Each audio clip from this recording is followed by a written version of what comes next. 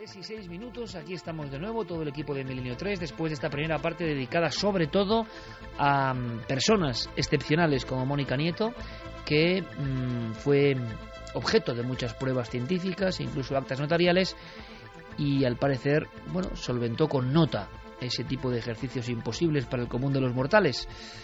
La mente que va un poco más allá. Y también hablábamos al final de la primera parte de Milenio 3 de ese problema digno de película, problema sociológico y real, problema que nos devuelve los miedos más ancestrales que todos tenemos.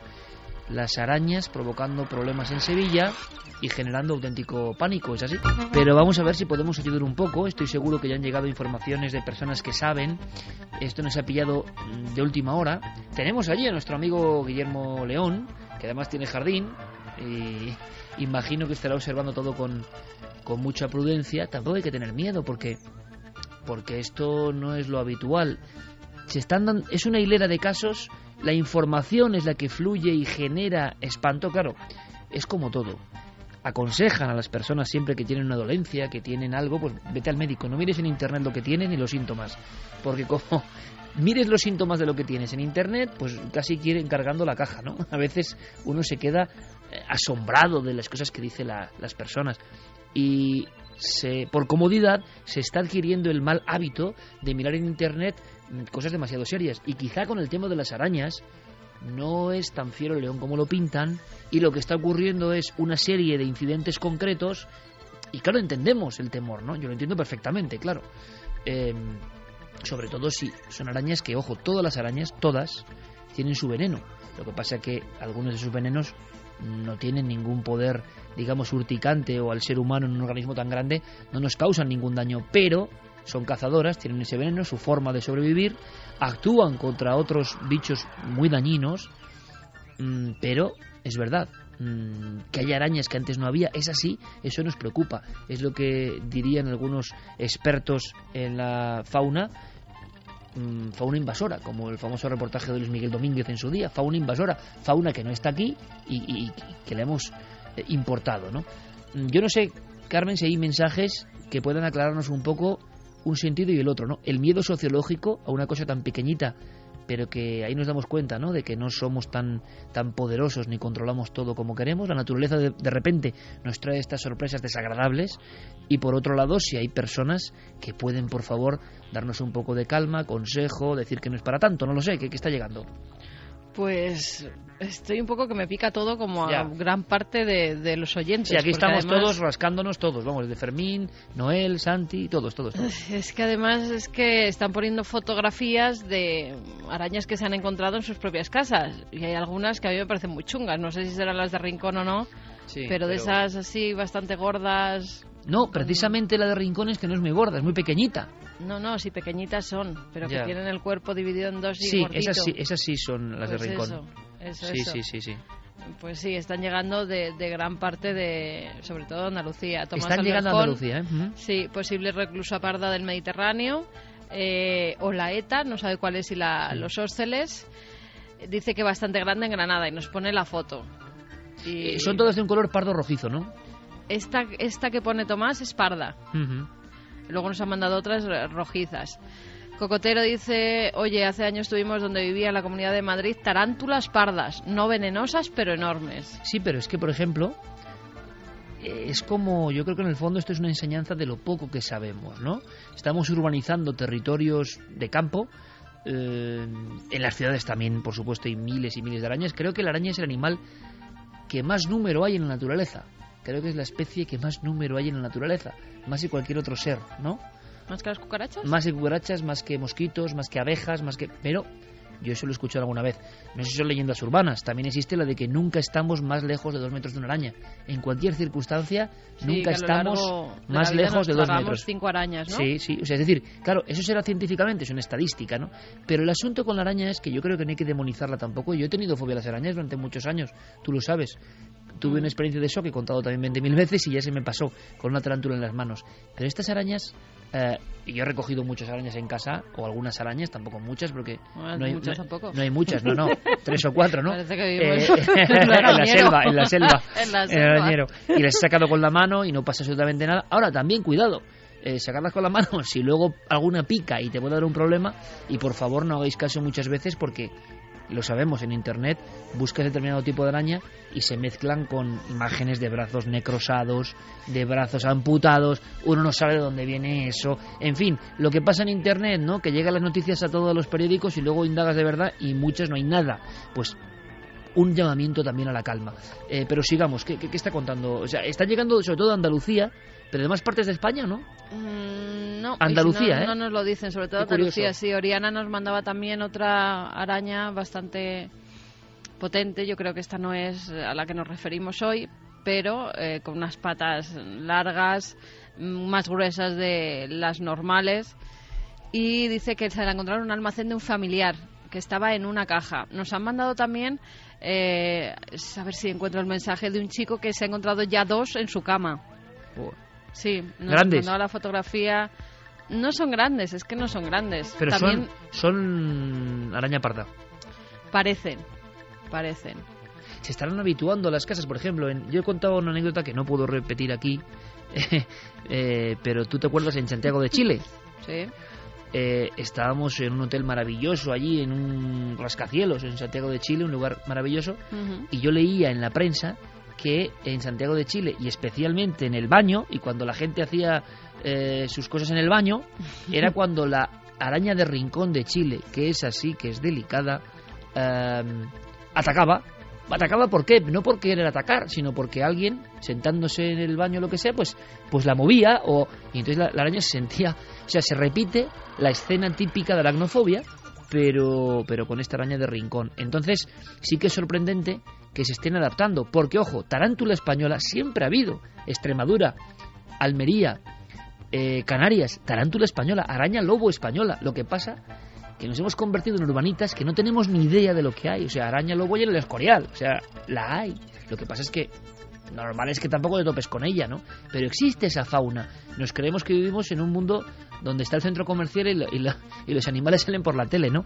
Pero están ahí. Ahora, que esta araña parda no sea de siempre de España y se esté adaptando a nuestras cuestiones climáticas, a mí es lo que me sorprende, ¿no? Sí, es que es fácil de que se adapte, y no solo eso, sino que decían que incluso está llegando al norte de Europa, es decir, y la zona por la que ha entrado es por España, o sea que está llegando y está además pues haciéndose al clima. Podríamos identificarla, claro, es muy difícil. Yo quiero que nuestro público acuda al Twitter de Nave del Misterio o al Facebook de Nave del Misterio. Lo compartimos con el Facebook de Cuarto Milenio o ikerjimenez.com o navedelmisterio.com. Digo todo esto porque es verdad que esta noche tanto Diego como Guillermo, nuestro capitán en la nave digital, estarán volcando todas estas informaciones gráficas en tiempo real, y eso es un material interesante, ¿no? Y es compartirlo con la radio. Pero, claro, ¿cómo saber cómo es esta araña? Pues Javi, yo no sé si se puede hacer un retrato de robot pequeñito para que más o menos lo entendamos y tampoco pongamos el grito en el cielo, ¿no? Pero sí, es una araña de unos, como decía antes, unos 4 milímetros a 30 milímetros, dependiendo de si es hembra también. Tiene un abdomen bastante pronunciado, un abdomen bastante gordo, que es como lo más visible. Tiene como forma de lágrimas, si pudiéramos imaginarnos, ¿no? Pegada a la cabeza, y lo que la hace más característica es que en ese color pardo que tiene en todo el cuerpo, pues precisamente en la cabeza, de detrás de la cabeza, sale un dibujo como mucho más oscuro de color negro que asemeja a la figura de un violín, y precisamente algunos tipos de esta araña en Estados Unidos la llaman también violinista por eso, porque tiene lo que parece un violín en la cabeza. En vez de 8 ojos tiene 6, y bueno, como decía, es una araña que no ataca con facilidad, que ataca si se siente amenazada, pero una situación de estar durmiendo o de estar poniéndote, por ejemplo, un zapato, que también son sitios que a ellas les gustan porque son lugares oscuros, se suelen meter en los armarios también con la ropa, pues ante un acto completamente habitual o cotidiano podemos encontrarnos con ella sentirse amenazada y mordernos. ¿Se recomienda algo, Javi, a nivel de Montequinto, Sevilla, que es donde ha surgido la alarma? Y repito, que ahora cualquier cosa que antes no conoceríamos, ahora se reproduce y a los 2 días están en las portadas de periódicos. O sea, el nivel de la información para algo un poco escandaloso también hay que tenerlo en cuenta, por favor, que esto igual ha ocurrido muchas más veces y no ha salido tanto, ¿no? Pero la escalada de acontecimientos, seguramente, además, después de esta emisión de Milenio, os aseguro seguro que programas matinales, porque todos nos escuchamos y todos estamos al cabo de la calle, seguro que se hablará de estas arañas.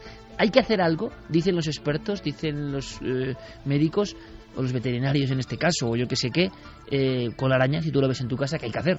Bueno, lo que dicen sobre todo, si la ves, es que las medidas a seguir son desinfectar con insecticidas domésticos y malla mosquitera en los respiraderos de baños, que es donde creen que han anidado y que podrían estar accediendo por ahí, limpieza y movimiento de muebles, porque son los sitios que les gustan, donde están protegidas, sitios que no se mueven habitualmente, moverlos, aspirar y utilizar a ser posible con vapor de agua, ventilar, por supuesto, la vivienda.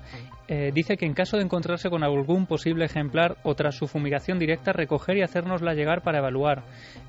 Ellos me comentaban que tras este mensaje, tras estos carteles con los que han empapelado prácticamente 2 hermanas, ahí venía un correo electrónico y les han llegado 11 ejemplares que ellos tienen, que van a llevar a analizar. En apenas nada de tiempo les han llegado 11 ejemplares. Muy poco tiempo, pero no solo eso, sino que lo que hace unos años era algo anecdótico, sobre todo a principios de 2012, cuando se encontraban con un vecino que había visto una, pues ahora resulta que gran parte de los vecinos se han encontrado con 1, 2 e incluso 3 en sus viviendas. Es decir, que ellos dicen que es algo bastante más cotidiano de lo que están acostumbrados y precisamente por eso tienen interés también en que aparezca en los medios y en que las autoridades pues tomen medidas. Carmen, rematamos con mensajes y prometemos dar más información con especialistas y con el tiempo suficiente. Sí, además el problema que surge es que algunas personas son alérgicas a las arañas, al veneno de las arañas y no lo saben. Y eso está provocando también que las picaduras en algunos casos pues sean tremendamente fuertes y peligrosas para la salud de quien lo sufre. María dice, pobres arañas no me gustan nada, pero si ya les teníamos manía, ahora, eso sí, a ver si no se extienden y no pican a más gente. Felipe Arcos, a pesar del pánico y de la fobia lógica de las personas hacia ellas, las arañas son animales preciosos y muy interesantes. Sara nos dice, Dios, esto sí que da miedo, te vas a secar las manos y te pica una araña venenosa que estaba anidando en la toalla. Carles más, arañas, ya me pica todo, qué bicho más chungo. ¿Cuántas personas esta noche irán al baño? Aracnofobia, ¿eh? Sí, mucha aracnofobia. Repetimos que eso es otro misterio, porque es una fobia ancestral. Dicen de las más arañas y serpientes, pero es más fácil encontrarte en tu vida con una araña que con una serpiente. Eso, yo estoy pensando ahora mismo. Amigos de telas mosquiteras, acuérdense de este humilde programa, porque mañana yo creo que van a comprar tela mosquitera media Andalucía. Y segundo, yo me estoy imaginando a mucha gente levantándose en la madrugada. Estoy seguro que más de uno lo está haciendo. Y removiendo las toallas del baño y todo eso, ¿no?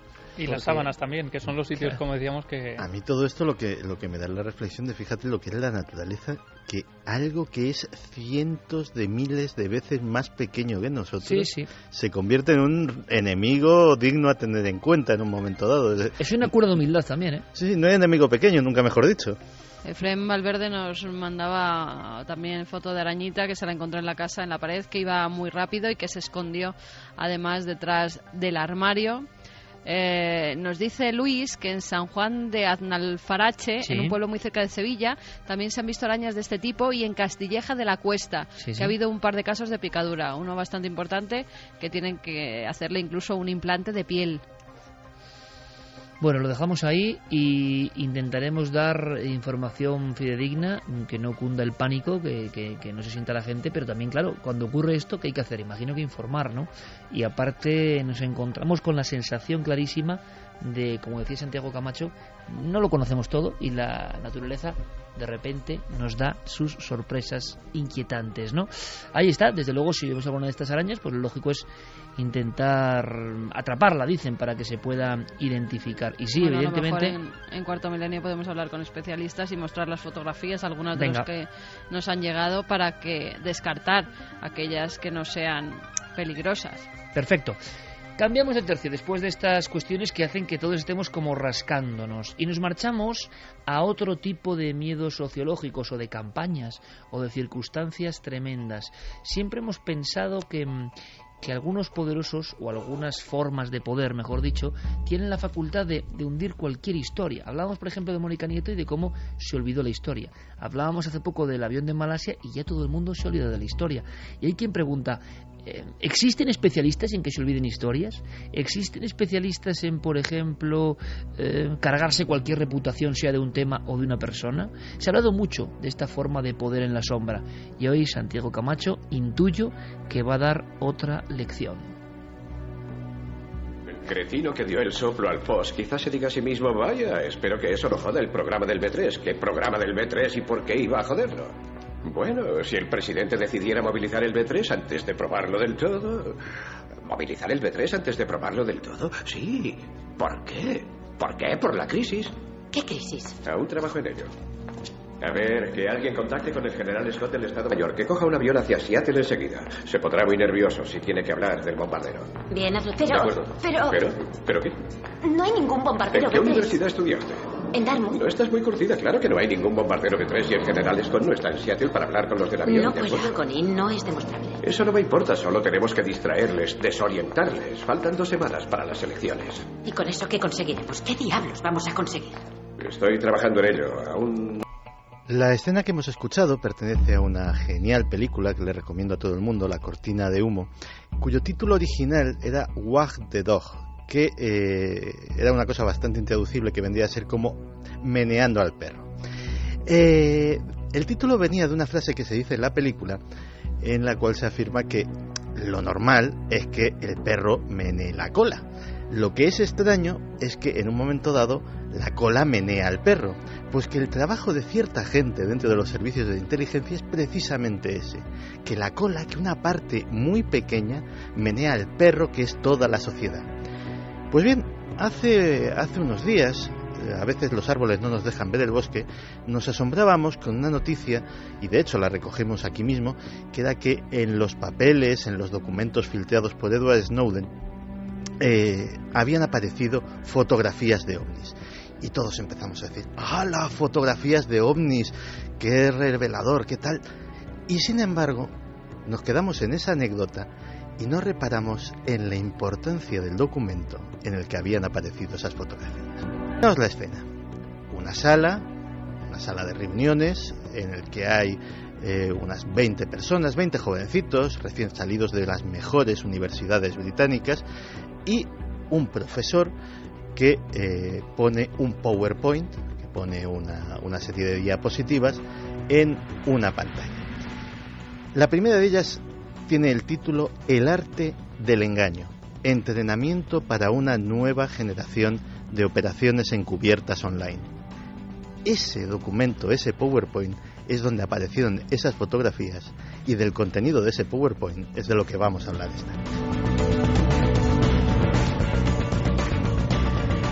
El documento pertenece al CGHQ, que es el equivalente británico a la NSA, a la Agencia de Seguridad Nacional. Es una agencia de espionaje que se dedica sobre todo al control y la manipulación de las telecomunicaciones. En este material formativo, que era para formar a nuevos agentes, lo que se dice es: queremos entrenar a una nueva generación de cibermagos, más bien de ciberilusionistas. Se trata de controlar toda la opinión online, de destruir reputaciones, de elevar a personas o de tirar a otras, de hacer que compañías crezcan y que otras se arruinen. Porque fíjate, piensa por un momento en tus creencias, en la gente a la que admiras, en la gente a la que detestas, en tus opiniones sobre la crisis de Ucrania, sobre la crisis económica, sobre cualquier asunto de actualidad. ¿Crees que son realmente tuyas del todo? ¿O alguien ha puesto allí una semilla para que florezca y tengas precisamente esa opinión?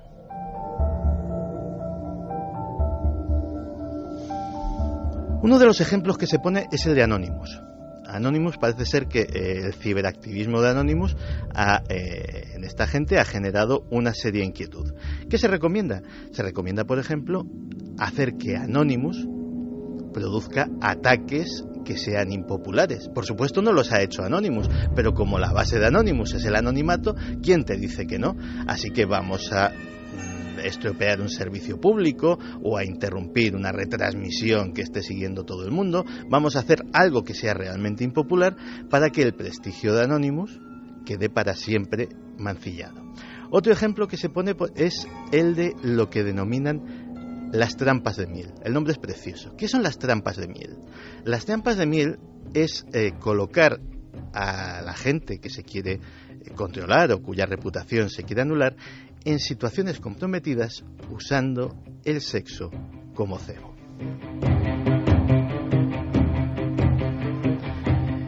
El documento detalla con una precisión escandalosa, y fíjate que solamente son las diapositivas. Uno daría muchísimo por conocer el contenido de ese curso magistral, por escuchar al ponente que está dando esa clase. Pues toda una serie de elementos para aniquilar la reputación de los objetivos. Cita, por ejemplo, postear material falso en nombre del blanco. De repente, en Nave del Misterio, en Twitter o en Facebook, Iker Jiménez dice alguna inconveniencia tremenda que hace que toda la gente se le eche encima. Pero es que Iker no lo ha hecho. Claro que cuando lo quiere negar, ¿quién le va a creer? Realmente es imposible. Alterar sus fotografías en las redes sociales. De repente aparece en la red social una fotografía que no debería estar, acompañando a alguien que no debería, o en una situación escabrosa, y claro, 3/4 de lo mismo. Oye, que esta fotografía no es mía, que alguien me la ha colado aquí. Sí, hombre, ahora precisamente esto es lo que ha sucedido. O a veces no hay ni que mentir, simplemente robar y postear material íntimo, sea gráfico o correos electrónicos, que sean comprometedores, inconvenientes, etcétera, etcétera. También hay blogs o comunicaciones de víctimas falsas del blanco. Es decir, de repente aparece en las redes sociales una señorita que dice: este señor, pues a cambio de un trabajo, pues me pidió sexo, o fulanito cuando estaba en la escuela pues era un acosador y era un violento. Es decir, de repente aparece alguien del pasado que no se sabe muy bien quién es, que también es anónimo, y empieza a difamar al blanco. Ahora mismo Fermín y Noel están mirando muy fijamente a Santiago, nosotros también, porque estamos siendo conscientes en este preciso instante de que esto es una nueva forma de poder, de manejo de las marionetas, y yo creo que todos nos hemos sentido igual de vulnerables. Cualquiera puede hacer este tipo de operaciones con nosotros y luego ver cómo desmadejas el escándalo inmediato. Que alguien invente cualquier cosa, ya se hace evidentemente, personas que dicen que tú hiciste no sé cuánto, que eres familiar de no sé quién, o sea, todo eso, cualquiera puede inventar cualquier cosa, la plataforma es perfecta, y para los que quieren hacer de eso su cometido, su misión concreta, eso es, bueno, la autopista perfecta. Nos estamos sorprendiendo, vosotros también, ¿verdad? A veces no hay ni siquiera que ser tan radical, basta con diseminar sistemáticamente información negativa sobre el blanco en foros, en blogs, en redes sociales, crear un estado de opinión, nada concreto. Es un creído, es prepotente, es mala persona, etcétera, etcétera. A veces ni siquiera tiene por qué ser público.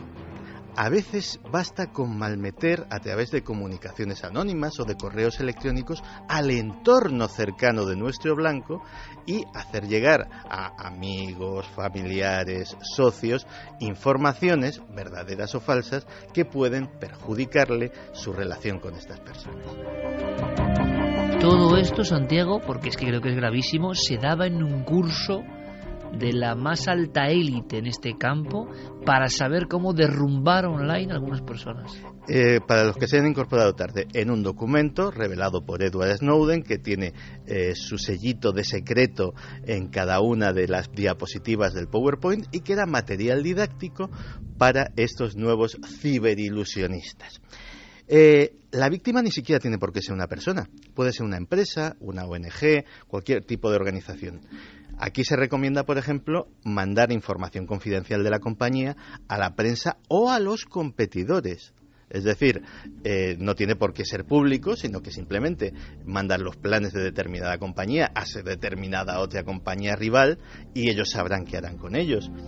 publicar también, en este caso, información negativa en redes sociales, foros y blog, o sabotear las relaciones comerciales y de negocios, convenciendo a determinadas personas que no actúen como proveedores, a determinadas personas que no es conveniente tener negocios con esta empresa, etcétera, etcétera.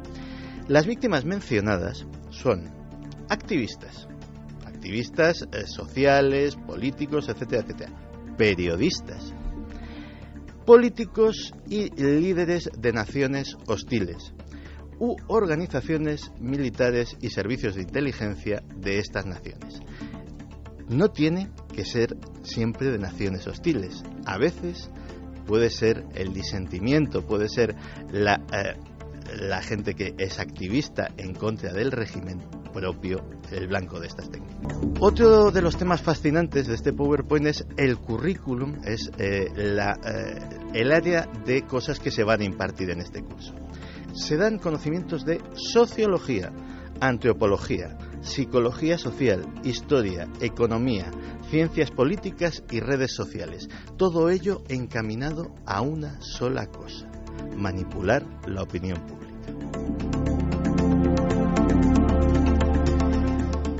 Entre las cosas que se deducen a través de los gráficos y a través de estas filminas, una que me ha llamado mucho la atención es la gestión del control de la atención. ¿Qué es el control de la atención? Pues simplemente dirigir la mirada pública hacia donde quieres y sacarla de donde no quieres.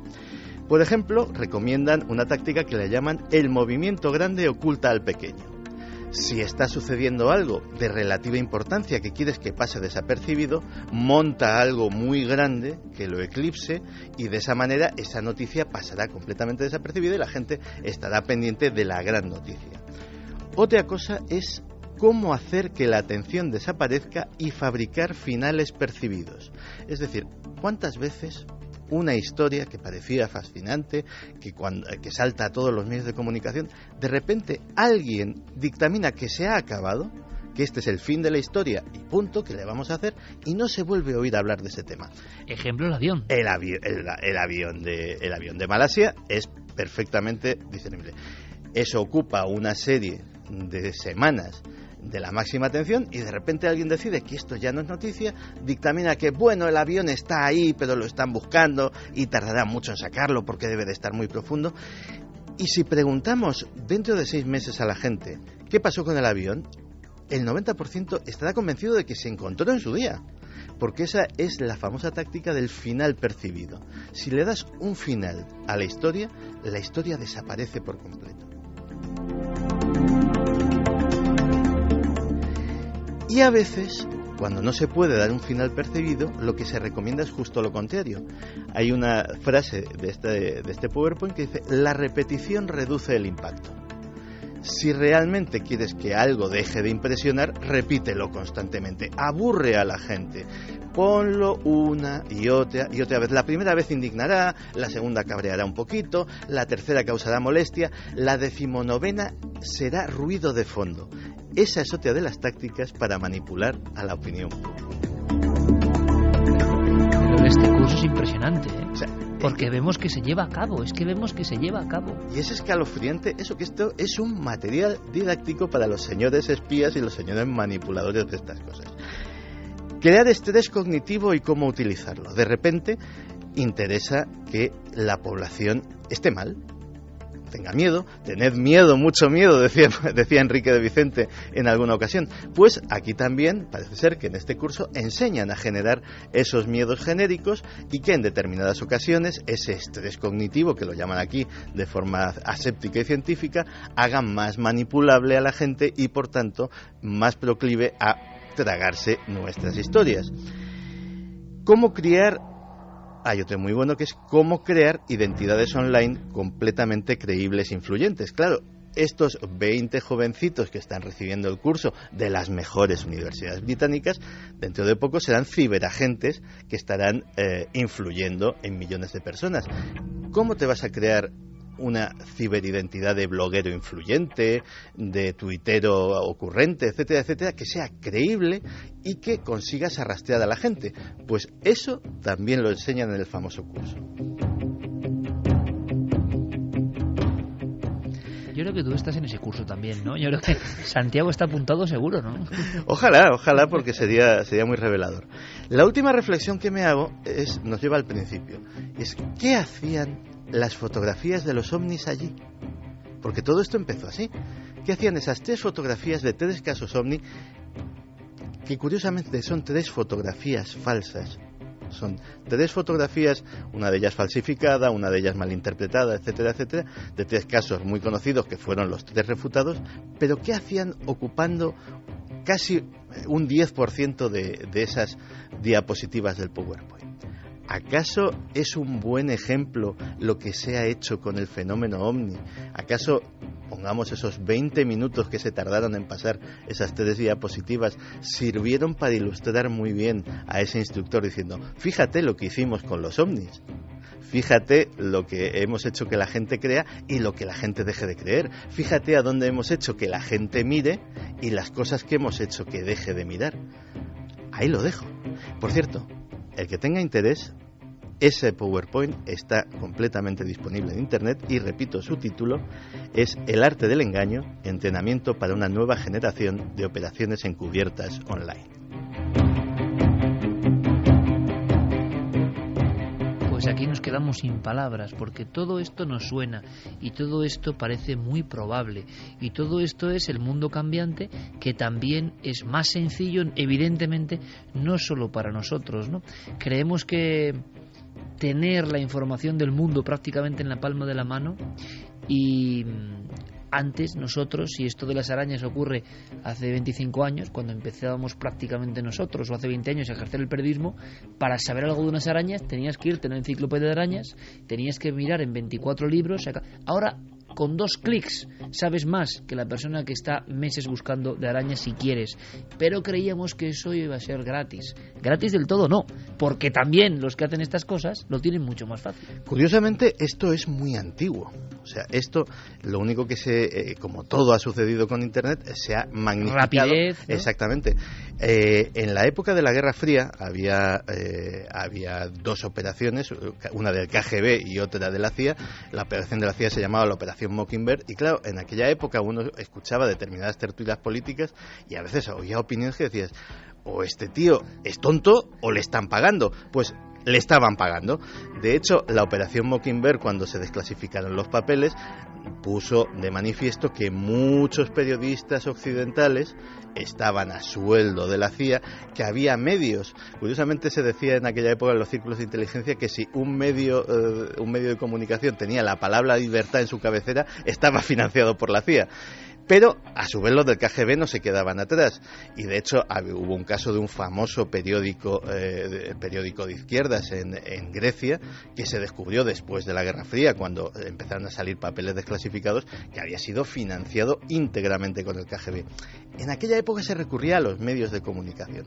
Ahora, en una de las diapositivas es muy gráfico, se hace una especie de mapa de lo que son los medios y lo que es la influencia. Y la influencia de los medios tradicionales es un área pequeñita. Y áreas muy grandes son el correo electrónico, Facebook, LinkedIn, Twitter.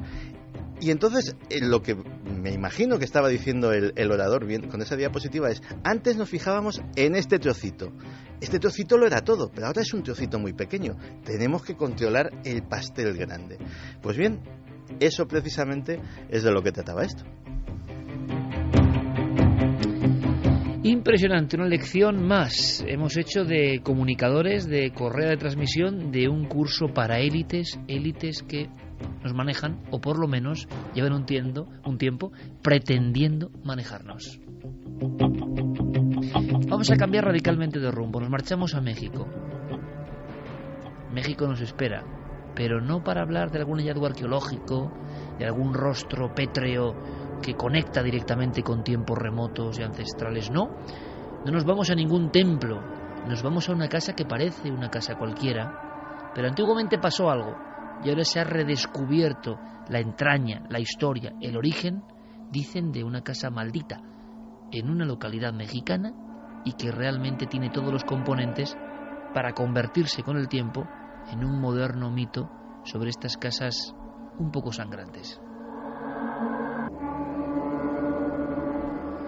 La historia, Iker, es la de otra de esas casas que, si tuviéramos un mapa del mundo y lo fuéramos llenando de chinchetas, poniendo uno encima de estos lugares marcados por la tragedia y posteriormente por el misterio, pues estaría plagado, ¿no? En este caso, nos dirigimos al número 1026 de la calle Aranberri, en Monterrey. La historia comienza cuando en 1933 Delfino Montemayor, un hombre próspero, decide vender sus tierras, vender todo lo que tiene, vender sus bienes y mudarse a la ciudad de Monterrey. Lo hace con su mujer y con su hija. Llega a esa casa, el número 1026 de la calle Aranberri. Pronto empieza a hacer amistad con la gente del barrio. Además, muy cerca de la casa hay una carnicería que pertenece a uno de los sobrinos llamado Gabriel, y pronto empieza a correr por la localidad que esta familia es una familia de bien, que es una familia próspera, que tienen bastante dinero y que en ese momento podría ser factible asaltar la casa y quedarse con una parte del dinero que esta familia llevaba consigo.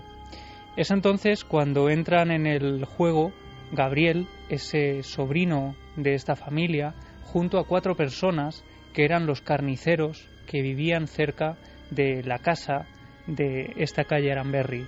Ellos deciden dar un salto, asaltar la casa aprovechando el momento en el que el padre de la familia se encuentra fuera trabajando y intentar entonces llevarse todo lo que tienen en ese domicilio.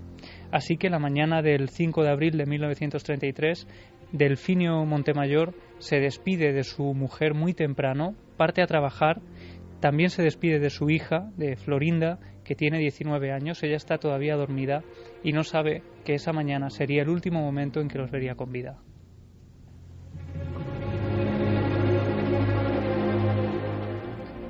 Porque cuando regresa lo que se encuentra es una imagen dantesca. Encuentra que su hija y su mujer han sido descuartizadas por esos carniceros que se han llevado todo, han desvalijado la casa. Allí la escena es atroz y hay un detalle que desde luego impresiona especialmente en esta historia porque se ha escuchado pocas veces. Esta familia tenía un loro. Cuando el padre entra en la casa y se encuentra esa escena tremenda con todas las paredes ensangrentadas, escucha la voz del loro diciendo: «Por favor, Gabriel, no me mates».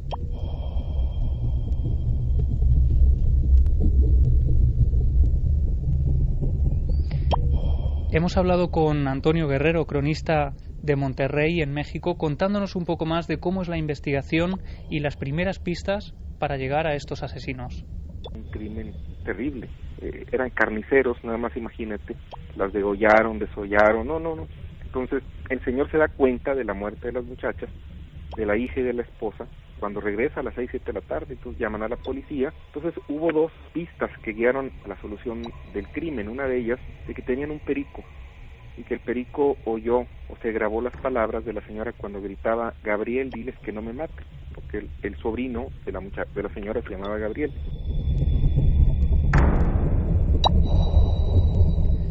La otra pista que inmediatamente siguen los detectives y que es también de las más obvias es un rastro de sangre que sale de la puerta principal y que va haciéndose cada vez más tenue en el suelo, pero que poco a poco va guiándolos hasta un lugar, precisamente hasta la puerta de esa carnicería, donde se encontraba el sobrino de la familia.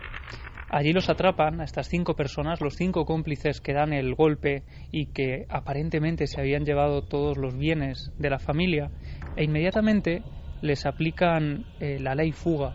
La ley fuga consiste en soltar a estas 5 personas en mitad de la loma de Santa Cruz, casi a la entrada del cementerio, e intentar darles caza como si fueran animales. La ley fuga era de soltarlos, y si escapaban se salvaban, y si no, ahí los mataban en caliente. Una tradición muy típica acá en los regímenes latinoamericanos del siglo XIX y parte del XX, algo que muestra de barbarie, pero dicen que el señor mandó pagarles el asesinato para cobrarse la afrenta de perder a su hija y a su esposa. Y de hecho, por sorprendente que parezca, la ley fuga llegó también a aplicarse en España. Por ejemplo, durante el siglo XX decían que se utilizó para acabar con el bandolerismo andaluz. también es una técnica que utilizaban los nazis durante la Segunda Guerra Mundial y que en México, de hecho, se estuvo utilizando hasta aproximadamente mediados de los años 50 del siglo XX. Los cuerpos, nada más ser abatidos a tiros, son expuestos en esa loma como una forma de ejemplarizar a aquellos ladrones que intentaran hacer lo mismo, y nos contaba Antonio Guerrero, el cronista de la ciudad, que ese crimen marcó un antes y un después en la ciudad, que había sido una ciudad aparentemente tranquila, inocente, decía incluso, y que con este crimen la ciudad pasó de ser niña a ser mujer, que de repente todos los vecinos fueron conscientes de que el diablo podía estar a la vuelta de la esquina. Las novelas propiciaron la visita a la casa abandonada y empezaron a oír psicofonías de un perico, o parece ser que es un perico que te está gritando: Gabriel, diles que no me maten. Empezaron a sentir malas presencias. La gente dedicada a tener experiencias sobrenaturales también acudían por la vibra. La gente sigue dándose las mañas para entrar, la recorren, siguen haciendo ahí lectura de Ouija, cartas, hacen ritos satánicos. Entonces, pues se hizo un tour nocturno, por decirlo así, y había guías, niños que cobraban y que incluso amenazaban, como que eso atraía más a la gente. He escuchado niños de la calle que se ofrecían a enseñar la casa de los horrores en esta ciudad idílica hasta entonces y que maldecían.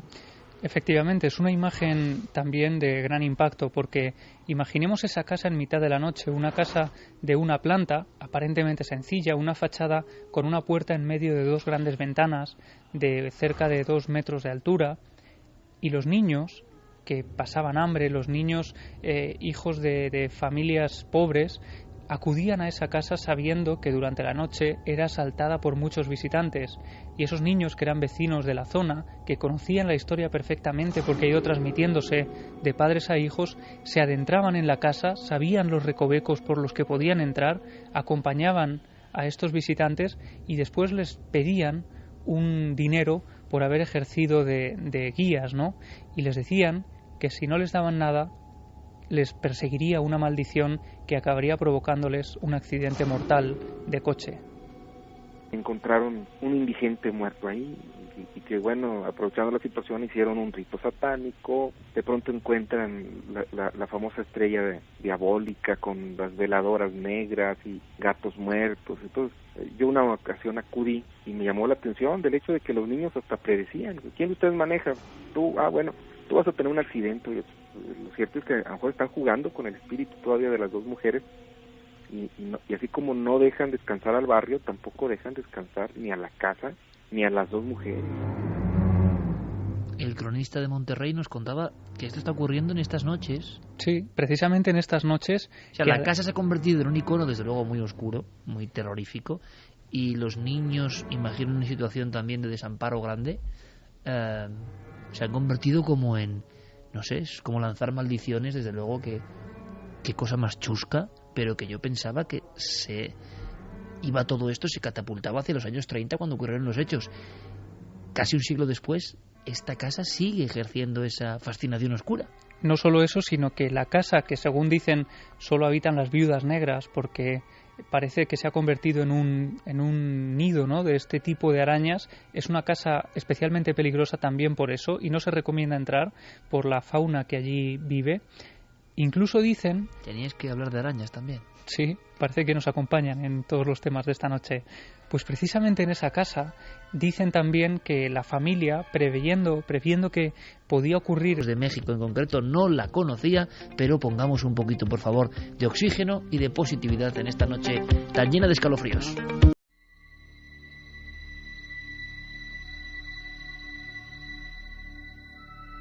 ¿Cuánto tiempo tardará en volver? ¿Por qué me haces esto, papá? Prometiste justo antes de morir que me ibas a hacer mucho daño en la vida, y lo estás cumpliendo. Primero te llevaste a mi Estefanía con solo 18 años y toda una vida por delante. Y ahora esto no es vida. No es vida, Dios mío. Anda, vosotros, id allí, no os mováis. No salgáis al pasillo ni vayáis a vuestra habitación. Esta noche dormiremos todos aquí en el comedor. A lo mejor si estamos juntos puede que esa cosa esa sombra no nos ataque en este lugar. Ya está otra vez. No deja de llamarme. Ay, Dios mío. ¿Dónde estás, Estefanía? Mujer. ¿Por qué se te ocurriría jugar con ese maldito juego? La Ouija no es un juego, Tranquila, no lo es. Tranquila, mujer. Tranquila. No sabes si es la niña la que te llama. Recuerda que hemos ido muchas veces al baño cuando hemos escuchado su voz que salía de allí, pero nunca había nadie. Tranquila. ¿Pero cómo quieres que esté tranquila? Llevamos meses conviviendo con una sombra negra que nos persigue por toda la casa, que nos lanza objetos para matarnos, que se arrastra por el suelo mientras dormimos, que nos vigila por el pasillo, que nos contempla desde cualquier lugar de la casa. ¡Ay, que no nos deja en paz! Y todavía me pides que esté tan tranquila. Mira su foto. Es ella, nuestra Estefanía. Venga, mujer, deja ese marco y vámonos a dormir. Ya hemos colocado los colchones. Aquí estaremos todos muy seguros.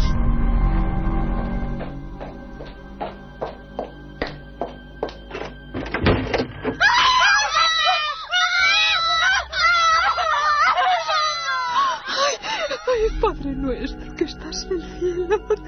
Ay, Dios mío, no puedo más. Ya no puedo más. Ya no nos deja ni siquiera aquí. Abre las puertas, míralo. ¿Qué será lo próximo? Ya está, no aguanto más. Voy a llamar a la policía. Sí, buenas noches. Mire, le llamaba porque estamos siendo atacados en nuestra propia casa. ¿Cómo? No lo sé. Son golpes, nos tiran cosas. No les vemos. No. Solo les escuchamos. ¿Cómo? No, desde la calle no, desde dentro. Sí, claro. Calle Luis Marín, número 8, en el distrito de Vallecas. Oiga, ¿tardarán mucho? Claro. Gracias. Que estarán aquí lo antes posible. No servirá de nada. ¿Cuántos videntes y curanderos han venido ya por aquí para echar a esa cosa del piso? ¿Y qué ha pasado? ¿Se ha ido? No. Cada vez nos ataca con más fuerza. Mujer. ¿Lo has visto? No he visto. ¿Qué es? Esa sombra. Ese hombre sin cara, sin ojos, sin nada. Ha cruzado corriendo por el pasillo. Ha pasado justo por delante de la puerta. Ahora mismo. Es mi padre, Mujer, mi padre. Seguro que es mi padre.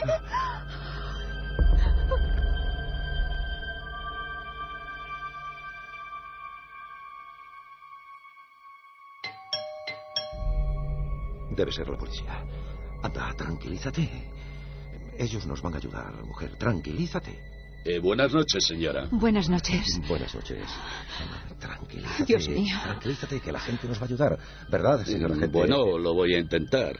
Primero necesito que me expliquen... Mire, hace un año murió mi padre en esta misma casa y me dijo que me iba a hacer mucho daño en la vida.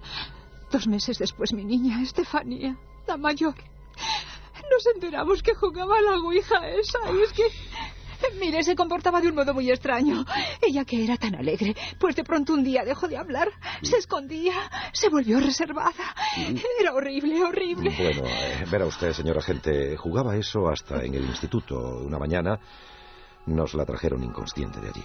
Las amigas nos explicaron que haciendo la ouija esa, se había roto el vaso de cristal que utilizaban y que había salido un humo negro que Estefanía había respirado.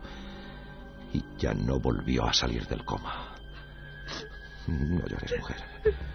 Murió también aquí, en esta casa, en su habitación, que está cerrada con llave al otro lado del pasillo, ¿sabe usted? Mi niña murió entre convulsiones, gritando.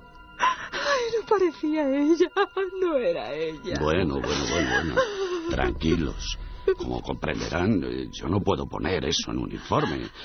Ustedes han dicho que les estaban atacando. ¿Dónde están esos ataques? ¿Lo ve, agente? Se han abierto las puertas del mueble. ¡Se ha caído la foto de mi niña! Voy a recogerla. ¡Ay, mire! ¡La foto! ¡Mira la foto! ¡Dios mío!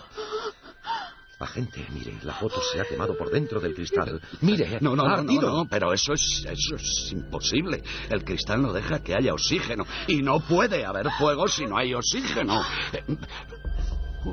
Un momento. ¿Qué es eso que cae desde la mesita del teléfono al suelo? Son babas.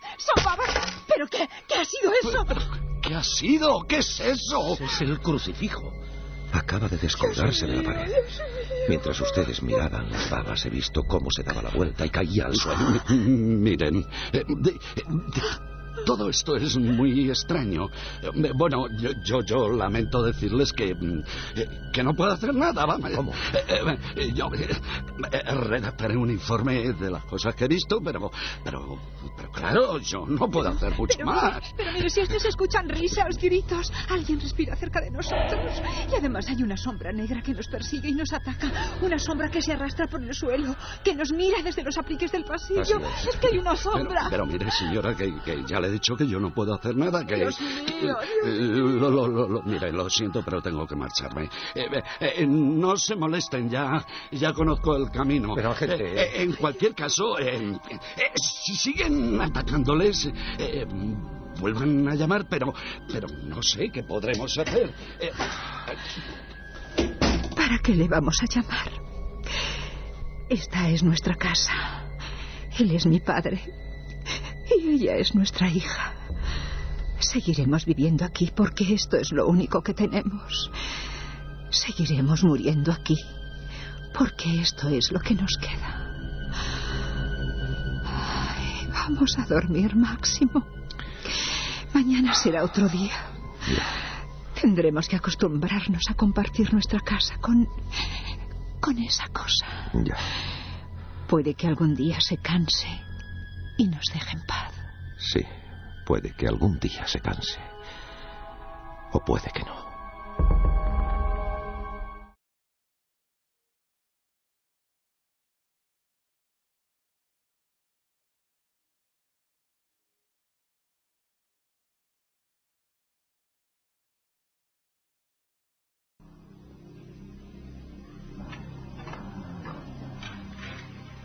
Pascuala Alcocer, la criada de 16 años, se ha girado mirando hacia atrás. Estaba terminando de fregar los platos y le ha dado la sensación de que alguien le llamaba. Es una noche del recién iniciado invierno y está sola en la cocina de azulejos verdes mientras toda la familia duerme. Serán imaginaciones, piensa, mientras prosigue su labor.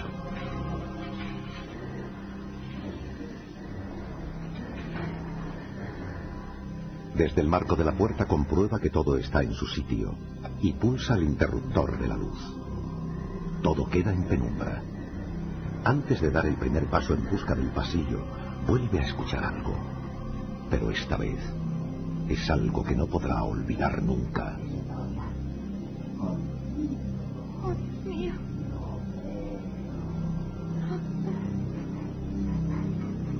No hay margen de duda. Aquellas palabras con tono siniestro parecen producirse en el mismo centro de la cocina. Pero allí no hay nadie. ¿O sí? La joven aún le echa valor y avanza en la oscuridad. ¿Hay alguien ahí? Oiga.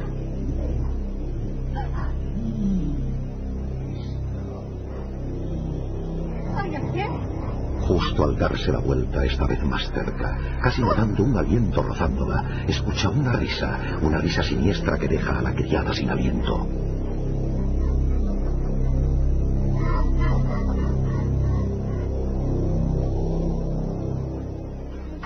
Tranquilícese, mujer. Si yo juraría que no había nadie. Todo esto tiene que tener una explicación. Alguien les quiere gastar una broma pesada. No puedo creerlo. Mire, señor juez, todo esto ya pasa de castaño oscuro. Yo también pensé en imaginaciones, pero le aseguro que aquí, en esta misma cocina, se producen hechos que rompen cualquier lógica. Mi mujer, mis hijos, yo mismo he escuchado esa horrible voz, que siempre sale de ahí, justo de ahí. El dueño de la casa mostraba el lugar de la cocina de donde salían las voces extrañas. El juez de distrito de Zaragoza, Pablo de Pablos, no podía creerlo. Toda la ciudad estaba revolucionada por algo que solo podía ser obra de un demente. Una familia asustada, la prensa llena de titulares refiriéndose a un duende, y aquel hombre respetabilísimo, el señor Palazón, señalando con mano temblorosa hacia la hornilla que hacía de respiradero de humos del edificio. La voz y la cara de espanto del jefe de la policía armada, que bajaba de la azotea, le sacó de sus pensamientos.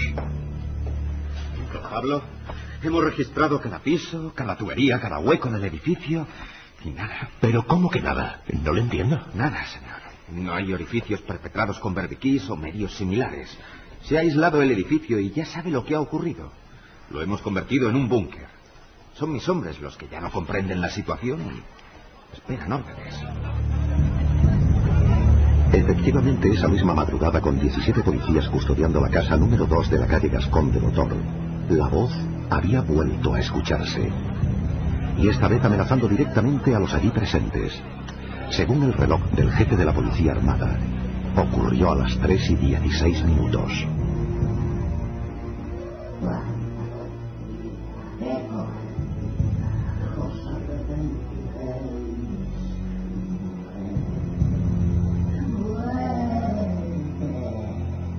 Bien, mi decisión ya está tomada.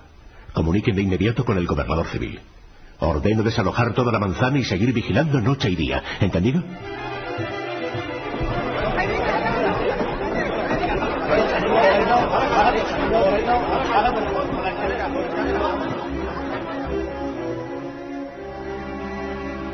La prensa regional y nacional hacía guardia en el portal junto a centenares de curiosos dispuestos a toparse cara a cara con lo insólito.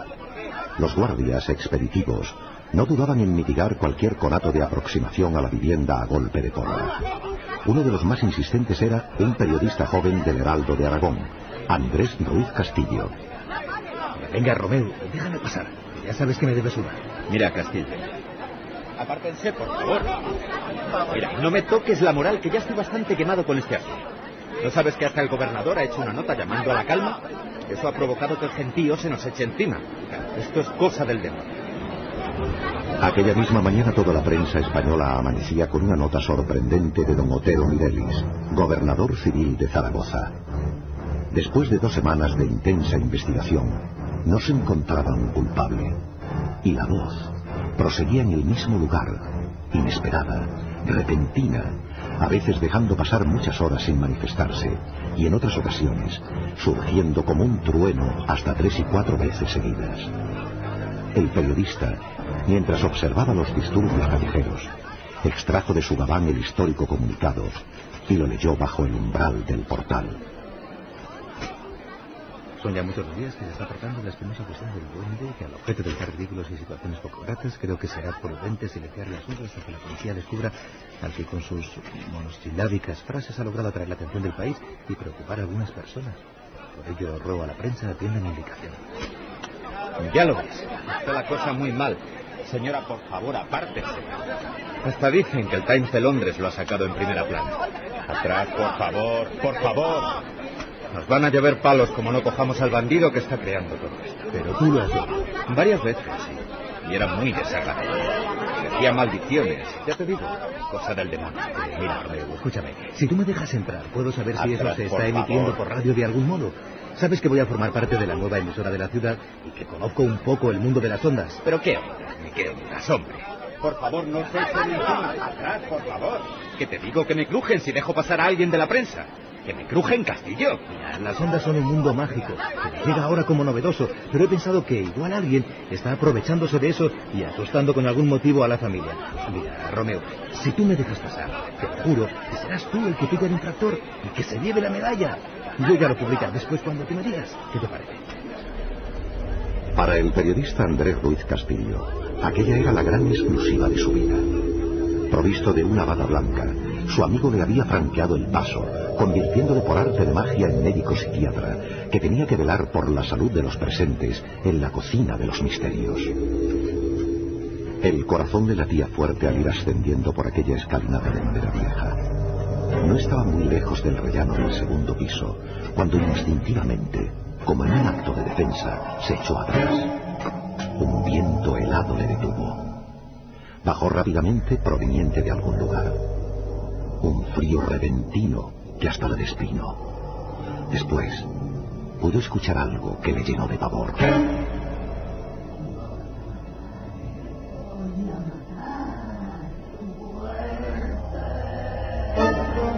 Por un momento tentado estuvo de girar sobre sus pasos y echar a correr. Pero aquella era su oportunidad, y siguió haciendo de tripas corazón. abrió lentamente la puerta. Y entonces vio una escena que jamás podrá olvidar. En la vieja cocina, con las armas reglamentarias empuñadas, 4 policías apuntaban en dirección a la hornilla. De pronto, ante el espanto de todos, la luz se apagó. Y entre las tinieblas surgió con más fuerza que nunca aquel tono tan familiar. ¡Están muertos! ¡Abominados del pueblo los habitantes de esta casa!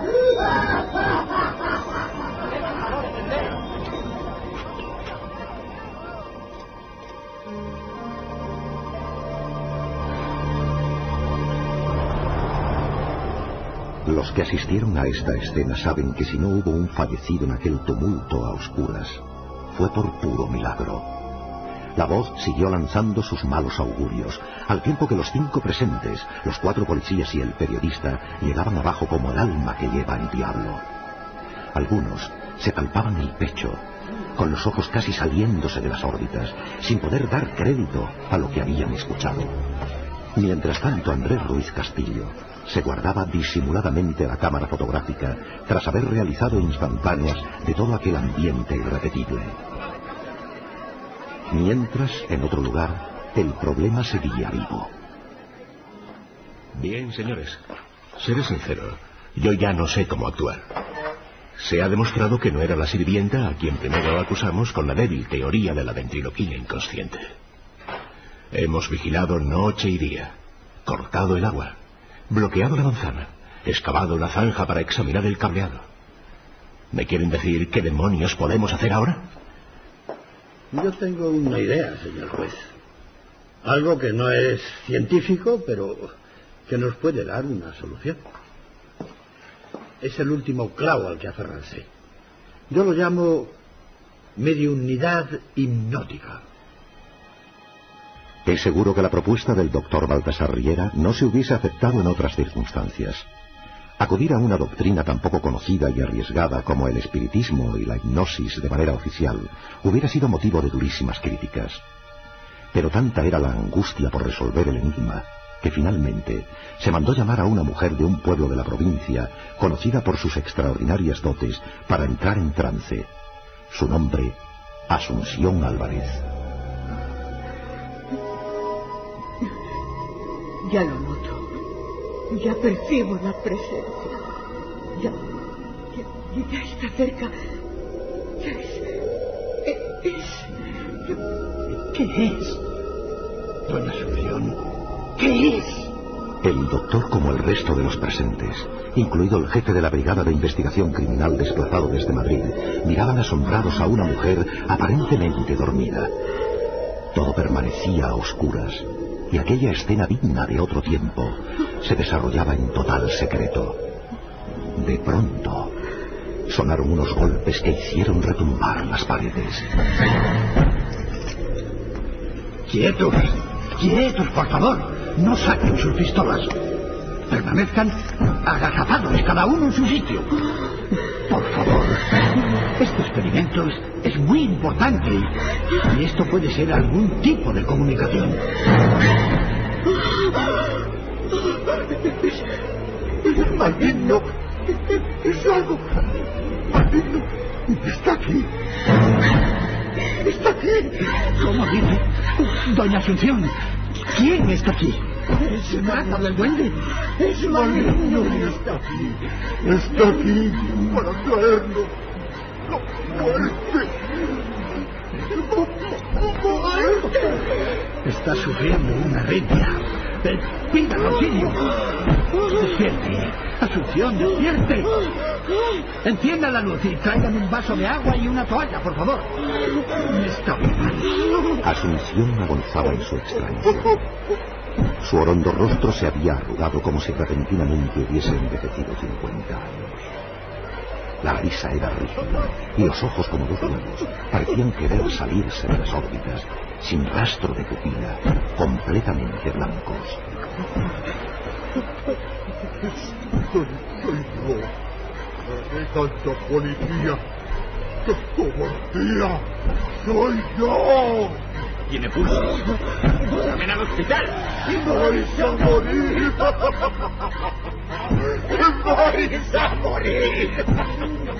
Esta mujer agoniza. Se muere.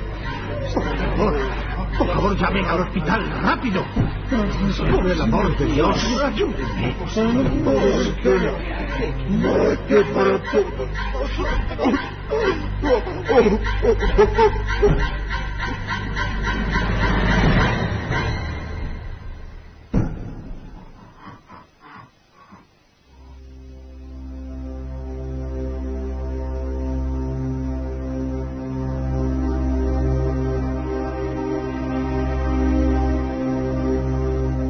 Aquel experimento fue un fracaso y costó una vida humana. La medium murió delante de los presentes. El incidente permaneció oculto durante 70 años y para casi la totalidad de los implicados nunca existió. Lo curioso es que después de aquella sesión con final fatal, la terrible voz del supuesto duende, fuese quien fuese, jamás volvió. Hoy poca gente en Zaragoza recuerda estos hechos que fueron portada de toda la prensa. Tras la guerra civil, la mayoría de informes oficiales se quemaron y finalmente, por el miedo que había tomado la vecindad al céntrico inmueble, la manzana fue derribada una fría mañana de invierno. La única señal de sucesos tan lejanos la encontramos en el bloque de casas que se alza justo en el solar donde antaño habitó el misterio. Aún hoy, si nos acercamos a su entrada, podemos leer en letras doradas: Edificio Duende.